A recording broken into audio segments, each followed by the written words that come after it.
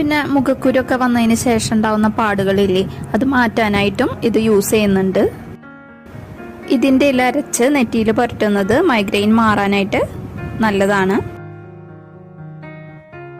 പിന്നെ ഇതിൽ vitamin B, vitamin C, calcium, iron, potassium, carotene, flavonoids ഇതൊക്കെ അടങ്ങിയിട്ടുണ്ട്.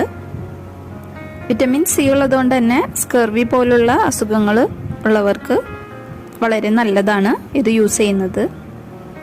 പക്ഷെ കിഡ്നി സ്റ്റോൺ ഒക്കെ ഉള്ളവർ ഇത് അധികം യൂസ് ചെയ്യാതിരിക്കുന്നതാണ് നല്ലത്. കാരണം ഇതിൽ ഓക്സലേറ്റ് അടങ്ങിയിട്ടുണ്ട്. അപ്പം ആ കാര്യം നമ്മൾ ശ്രദ്ധിക്കണം.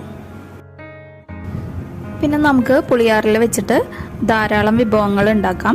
അതായത് ചമ്മന്തി, ചട്നി, സാലഡ്, തോരൻ ഇതൊക്കെ ഉണ്ടാക്കാനായിട്ട് സാധിക്കും. ഇതിന് അമ്ലരസാന്ന് പറഞ്ഞല്ലോ, അതിന് പുറമെ ചെറിയൊരു എരിവും ചവർപ്പും മധുരമൊക്കെ ഇതിനുണ്ട്.